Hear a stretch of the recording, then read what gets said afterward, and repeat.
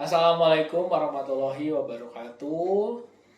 Kembali lagi bersama saya Gary Gumelar Pratama, dosen di Fakultas Hukum Unpad. Pada kesempatan kali ini, saya akan menjelaskan Regional Comprehensive Economic Partnership Agreement atau RCEP sebagai kontribusi ASEAN dalam perdagangan internasional, khususnya ASEAN dan pilar ekonominya.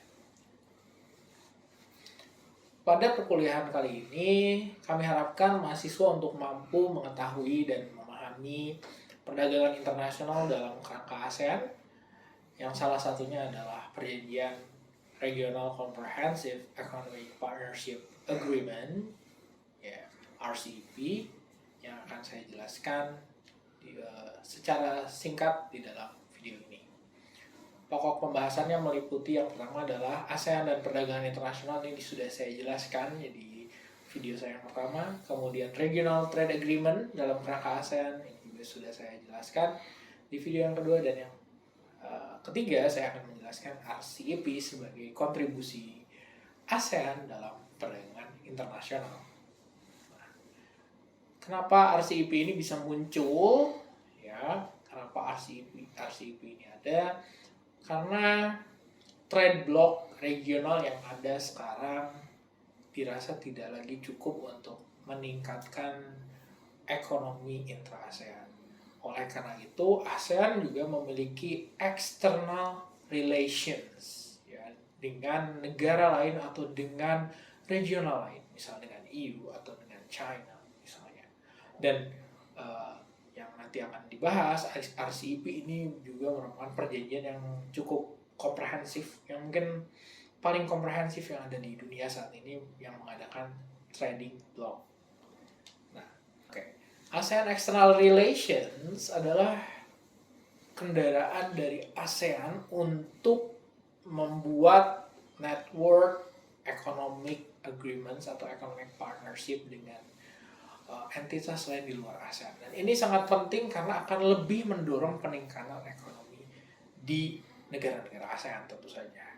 Saat ini ASEAN telah memiliki external relations dengan 10 external partners atau lebih, ya, termasuk Australia, Kanada, China, Uni Eropa, India, Jepang, Korea, New Zealand, Rusia, dan juga United States of America atau Amerika Serikat, ya.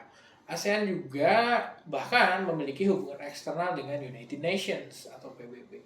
Ini menggambarkan bahwa hubungan eksternal, politik eksternal ASEAN juga nantinya akan terkristalisasi di perjanjian perdagangan yang diinginkan untuk lebih besar, ya, lebih masif, sehingga dampak peningkatan ekonomi lebih bisa dirasakan oleh negara-negara di ASEAN.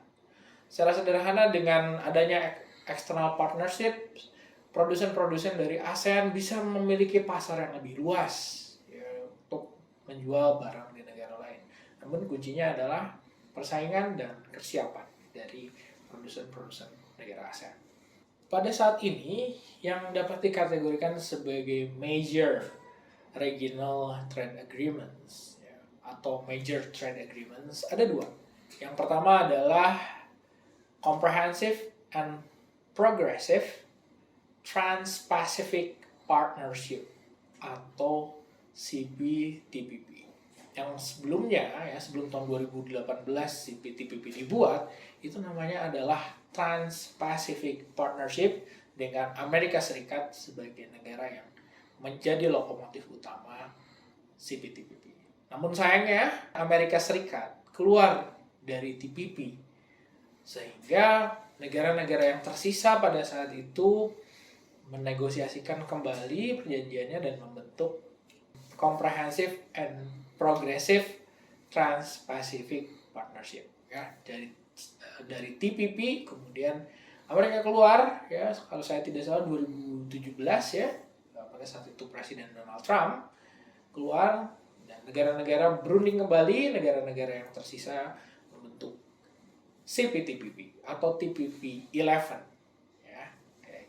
Tadinya ada 12 dengan Amerika. namun negaranya jadi 11 karena Amerika keluar jadi TPP-11. Mungkin kita lebih mudah untuk menyingkatnya jadi TPP-11 ya. Nah, itu adalah perjanjian pertama yang bloknya sangat luas. Kemudian ada lagi perjanjian perdagangan yang bloknya juga cukup luas, sangat luas, yaitu Regional Comprehensive Economic Partnership atau RCEP tadi, yang saya sudah jelaskan sebelumnya. Ya, ini masih dinegosiasikan, oke? Nah, namun sudah banyak negara yang menandatangani dan akan segera enter into force. At least pada saat video ini dibuat, ini belum entry into force. Nah, kita fokus ke RCEP. Anggota RCEP saat ini mungkin 15 negara ya, kurang lebih 15 negara, nanti ada cek pastinya. 15 negara ini merupakan 1/3 kekuatan ekonomi global GDP. Ya, bisa dibayangkan betapa masifnya ini. Dan total market value-nya ini untuk perdagangan barang di satu negara ya, itu adalah 1/3 dari dunia. Sehingga bisa dilihat negara-negara yang ada di RCEP ini adalah negara-negara dengan kekuatan ekonomi terbesar. Ada juga yang mengatakan bahwa RCEP adalah World Largest Free Trade Deal. Ya, World Largest Free Trade Deal. Ya, deal perdagangan bebas terbesar di dunia. Ya. Perjanjian perdagangan internasional ini di luar batas-batas regional ASEAN karena bukan hanya negara-negara ASEAN yang ada di dalamnya. Mengapa ini penting dan apa hubungannya dengan ASEAN? Karena sebagian besar atau hampir seluruhnya negara ASEAN, seluruh negara ASEAN bahkan, masuk ke dalam RCEP. Sehingga dapat dikatakan ASEAN ada di dalam RCEP. Ditambah dengan negara-negara lain di RCEP. Nah, RCEP memang didorong oleh kekuatan yang besar juga, yaitu China ya. Perjanjian ini dimulai dinegosiasikan di tahun 2013, ditandatangani 2020, diharapkan entry into force 1 Januari 2022, dan tujuan utamanya adalah free and open market yang lebih luas dari hanya sekadar perjanjian perdagangan regional. Ya, RCEP adalah Multilateral Trade Agreement. Anggota RCEP ini terdiri dari 10 negara ASEAN. Ya, semua negara ASEAN adalah pihak dari RCEP. Ditambah dengan Australia, New Zealand, Japan, South Korea, and China. Ya, bisa dilihat, anggota RCEP adalah bukan negara sembarangan, dan ketika trading block ini nanti terbentuk, ini akan menjadi suatu trading block yang terbesar di dunia, dan ini akan menjadi tren baru. Ya, di samping kita juga harus memperhatikan perkembangan dari trading block yang dapat dikatakan tandingan dari RCEP, yaitu TPP-11. Okay. Nah, nantinya di RCEP juga ada aturan penting perdagangan, Rules of Origin, Certificate of Origin, Value Content untuk menentukan barang yang bisa menikmati pengurangan eliminasi tarif dari trading block ini itu bisa atau tidaknya. Dan masing-masing free trade agreement atau perjanjian perdagangan yang ingin meng-create satu pasar bebas pasti akan memiliki aturan ROU. Okay. Tujuannya adalah tentu saja partnership ekonomi yang lebih kuat.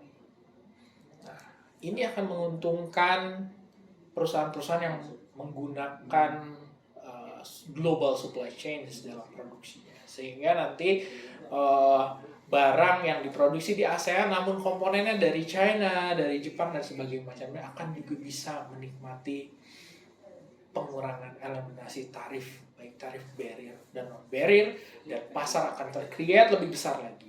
Nah, dan ini akan menciptakan tentu saja peluang bagi setiap negara yang masuk ke dalam trading block tersebut. Seperti halnya prinsip-prinsip yang ada juga di perjanjian perdagangan internasional lain, khususnya adalah yang membentuk suatu trading block. Okay. Nah, CPTPP atau TPP-11 ini juga kita bisa lihat ya. Sedikit saya bahas di 2017 ya, Amerika Serikat ini tadi menarik diri dari TPP.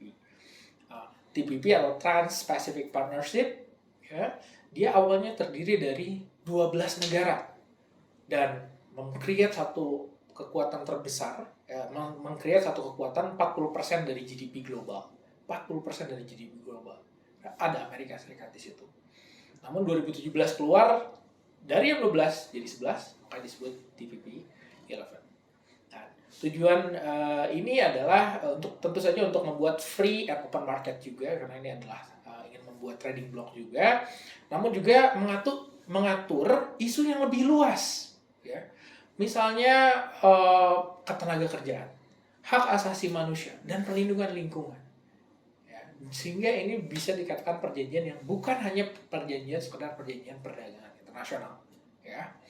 Nah, 2018 Amerika Serikat sudah tidak ada, maka tinggal 11 negara, namun tetap saja kekuatannya yang dapat diperhitungkan, ya, dari Comprehensive and Progressive Agreement on Trans-Pacific Partnership. Saya harapkan RCEP dan CPTPP harus Anda pelajari lebih lanjut dan Anda melihat tempat ASEAN di dalamnya dan peluang ASEAN untuk juga meningkatkan kesejahteraan di ASEAN. Saya Gary Kumar Pratama undur diri. Ya, kuliah ini saya akhiri. Sampai ketemu di kesempatan berikutnya. Wassalamualaikum warahmatullahi wabarakatuh.